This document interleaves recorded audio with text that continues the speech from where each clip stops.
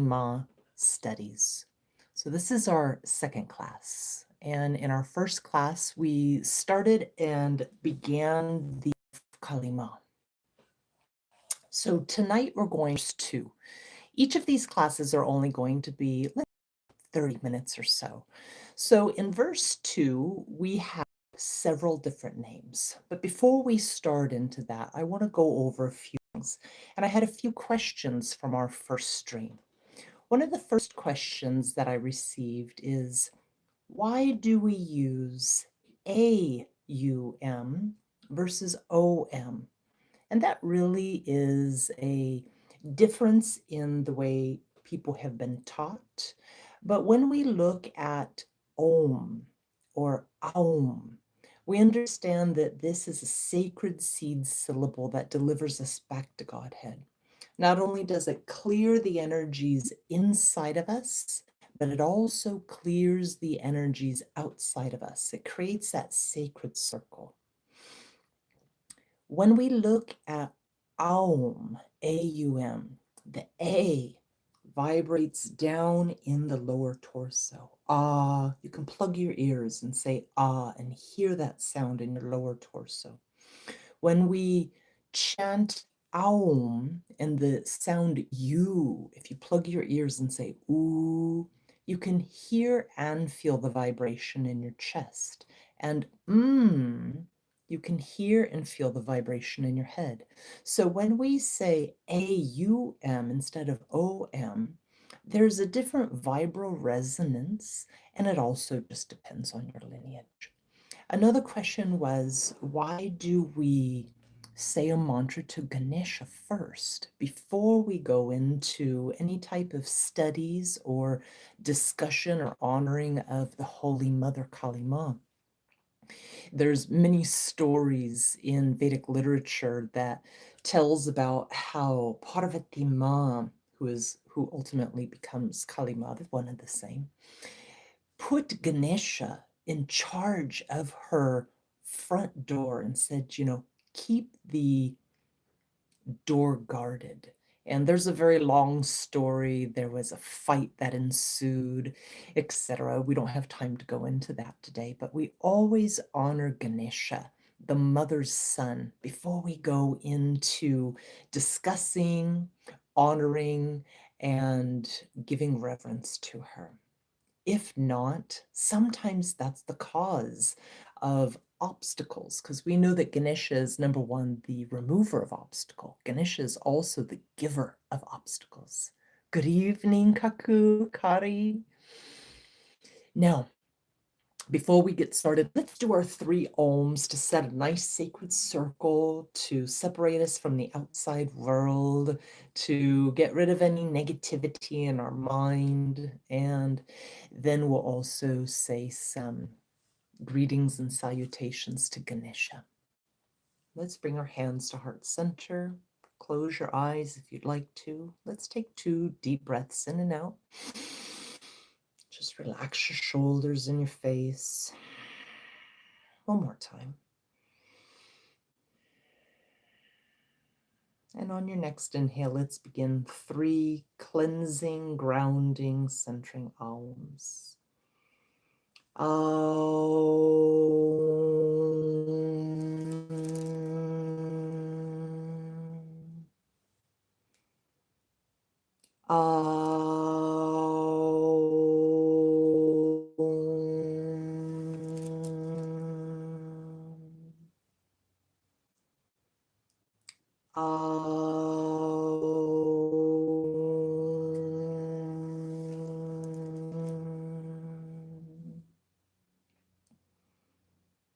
Om Gam Ganapataye Namaha.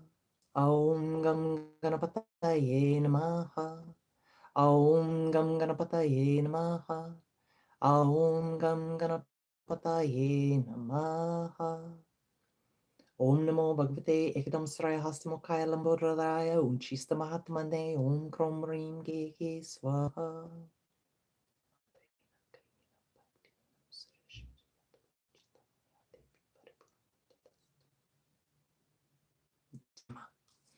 So let's go ahead and begin.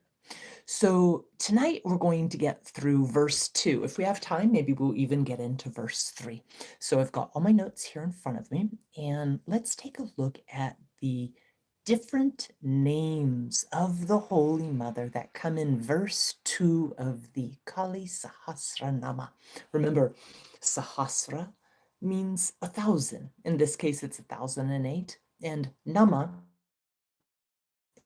is name. So Nama, a thumbs up if my connection is coming through okay, and these one who removes dark.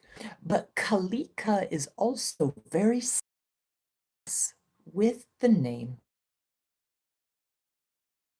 small I, it's long I, Kālī, goddess Kālī. Kālikā indicates more gentle, highlights Kālī's gentleness. Sochi, good evening, Shukrama, Suchima. When we understand the breakdown of the word Kālikā, we know that the name itself is, like I said, a gentler form. And in the Devi Bhagavan Purana, Kālikā is actually Parvati, and she turned, they say, the sword and a blood-filled skull cup. So Kālikā. A lot of people work with Kālikā at first because she's a bit longer today about the 9th name in the 1,000 and Ratri. So the general understanding of this name is she who is the dark night of Eth, the great death. And the mother in these names, what do they mean to us? How do they appear to us? What kind of reaction do we have to them internally? Now, in the ancient Vedic and Tantra text, Kālarātiśca is to rule over every day, but the nighttime of every day. And she is also said to rule over the crown chakra associated with supernatural skills, siddhis. And they say that she is the bringer and controller of kāminīs, which are riches. Now, Kulavartmaprakāśinī was first documented in the Mahabharata around the 5th century BCE. And after the Battle of Kurukshetra, so if you've read the Bhagavad Gita, you know about the Battle of Kurukshetra. There was the situation where Ashwatthama, the son of Dronacharya, he was dedicated to avenging his father's death. So he broke the code of conduct of war. Kind of hard to imagine that war has a code of conduct. But at that time, the code of conduct was that you didn't attack your opponents at night. Well, long story short, Ashwatthama planned a deadly night attack to decapitate 5 of his opponents. He actually did that's another story for another day. The whole point is during this attack, and they said that she had black pitch skin smeared in red. She had a bloody mouth and bloody eyes, and she wore a single bloody red cloth holding noose, chanting, quote unquote, a dismal note. And so a lot of times we associate and understand Kālarātiśca as appearing during the terrors of war. And somebody else had asked me, why would she appear during war? Did encourage it? Does she promote it? Is she a Number one, the mother was always with us. And number two, the mother is always going to be there in times of tragedy. We're just going to see her and perceive her much differently. I've told this story many times before, but when I was very, very small, I used to always see Kālī Mā during times of stress, distress, and it's usually in this form with the red eyes, the bloody mouth, etc. And so I associated with her with the terror, but the mother is always with us, even in times of distress, and it's not always a comforting vision of her. So Kālarātiśca, not always a comforting vision. Now, in the Skanda Purana, Shiva called upon Parvati to help defeat the specific demon by the name of Durgam Asur. And Parvati came in the form of Kālarātiśca. And naturally, of course, she just decimated the enemy, as she always does. Now, a little bit more about Kālarātiśca. During Navaratri, so Navaratri, Nava 9, Ratri night, during the 9 nights that we celebrate the Divine Mother, it actually comes 4 times a year. So it's 9 nights, 4 times a year. Usually it coincides with seasonal changes. It's set to the Vedic calendar. Kālarātiśca is honored on the 7th night, and she's considered one of the fiercest forms of Kālī Mā, and she's renowned for defeating entities, ghosts, evil spirits, negative energies outside as well as inside of ourselves. So one thing I like to remember when I'm working with Kālī Mā myself, or if other people are just beginning to understand her, is we can call upon the Holy Mother to take negativity away from us. She's so swift and she's so immediate that all we have to do is make those offerings. That's one of the reasons why the first thing we do is we offer our head, we offer our ego, we offer our darknesses, our confusions, as well as our victories and our wins. Now, I'm going to tell a little short story, and I've taken my notes here. So once upon a time, there were demons that were named Shumbha, Nishumbha, and they were led by their general by the name of Rakta Bija. And they were out just creating havoc, Loka, so the divine region of the world. Rakta Bija had a really special boon or a power granted to him that he could not be decimated, because every drop of blood that hit the ground, thousands of more clones of Rakta Bija would be made. So now note, Rakta Bija, Rakta means blood, if you've studied Ayurveda or Sanskrit. Rakta is blood, and Bija means seed. So Rakta Bija is a blood seed. Anyways, so he was out on the battlefield, and Kālarātiśca was fighting with unparalleled ferocity, decapitating and eradicating all sorts of negative forces. And to prevent Rakta Bija's blood touching the ground and replicating thousands of more of the same Rakta Bija, this is one of the reasons why her tongue is sticking out. In some of the beautiful old depictions, her tongue is really, really, really, really, really long, because she's making sure that none of the blood touches the floor. And in some depictions, she's seen with a black dog also that is doing the same thing.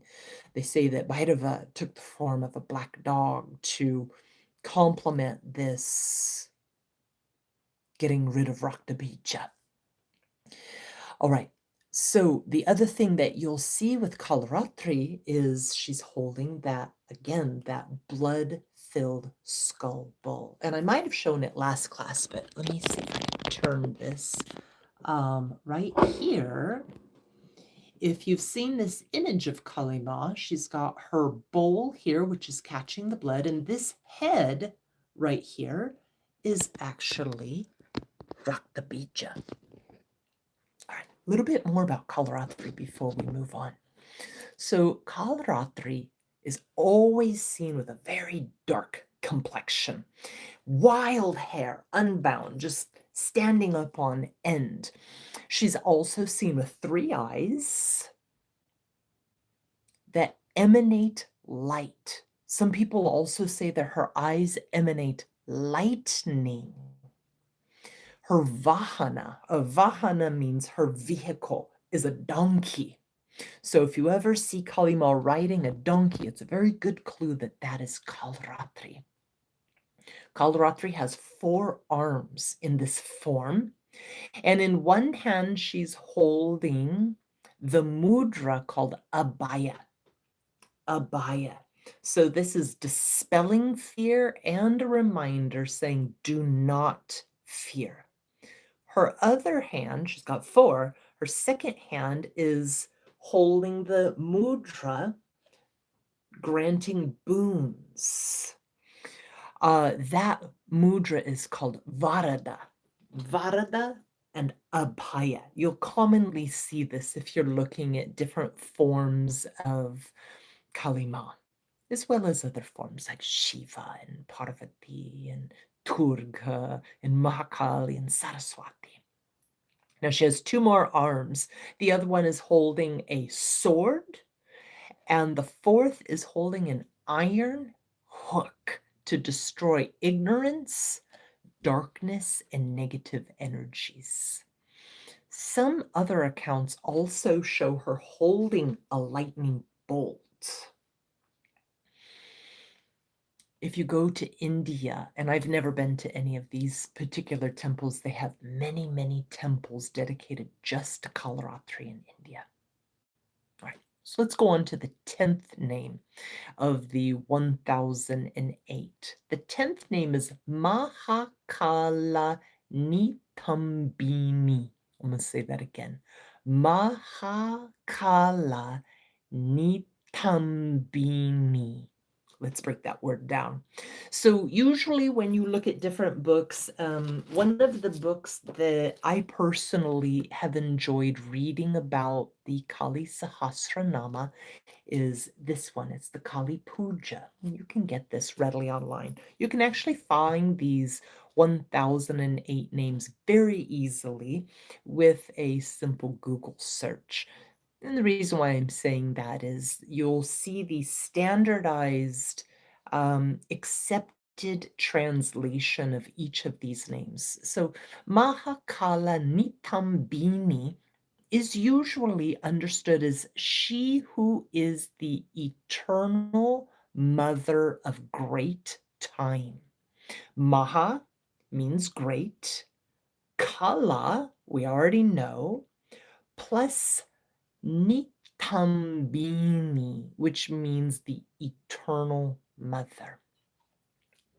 All right, let's take a look at another name, the 11th name, Kālabhairavabhāryā.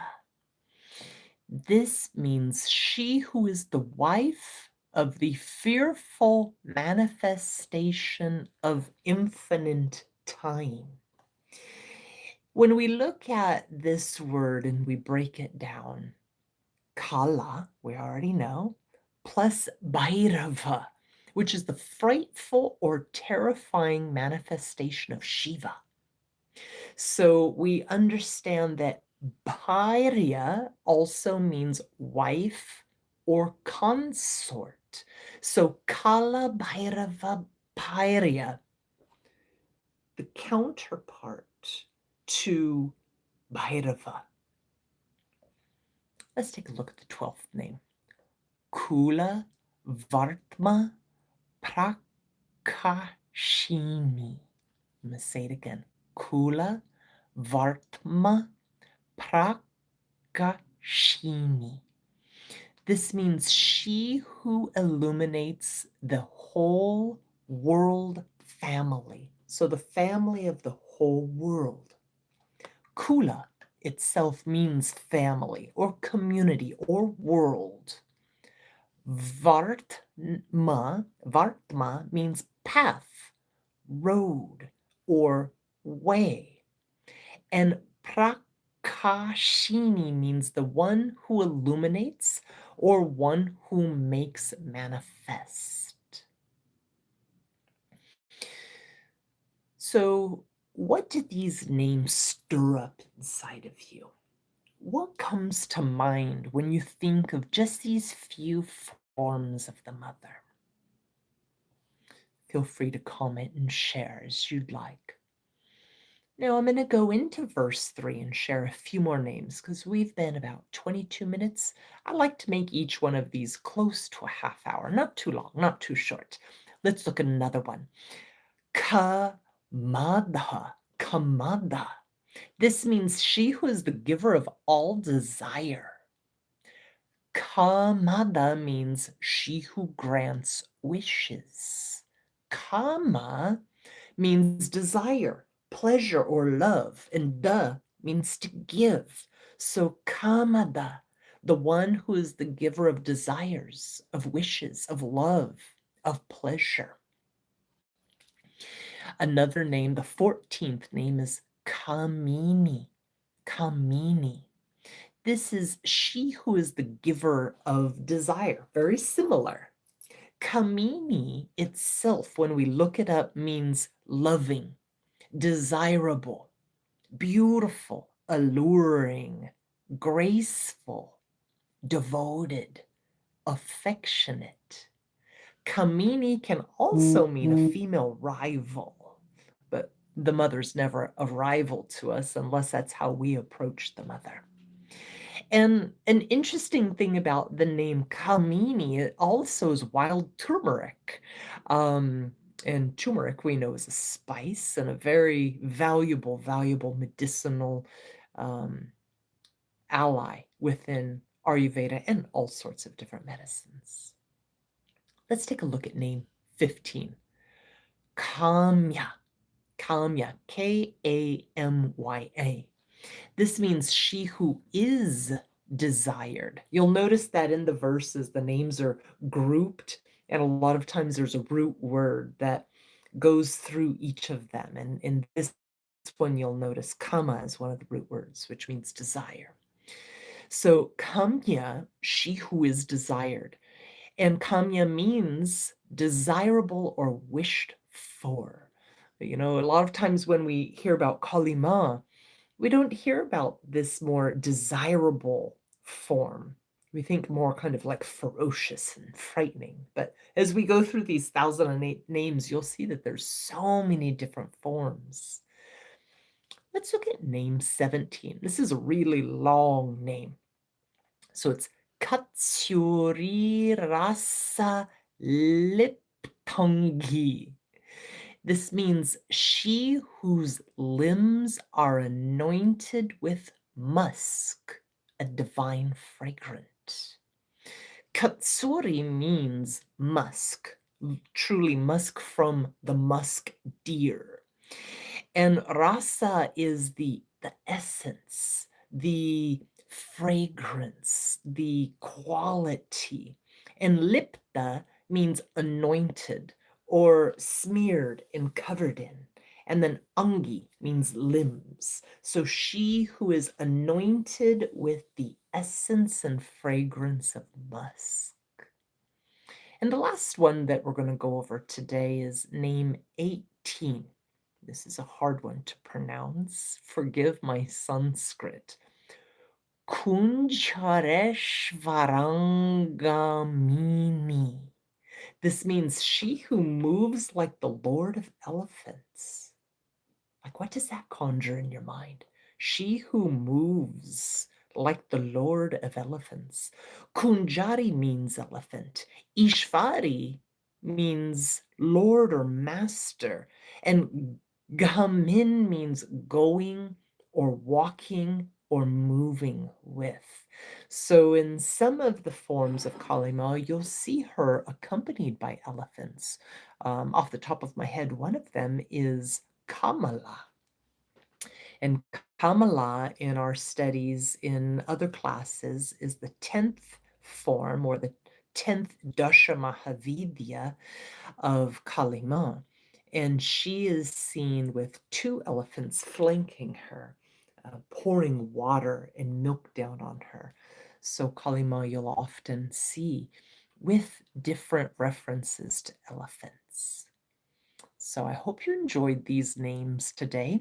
One of my goals for this process of going through the 1008 names of Kālī Mā is to give us a much different, wider, deeper view of the mother.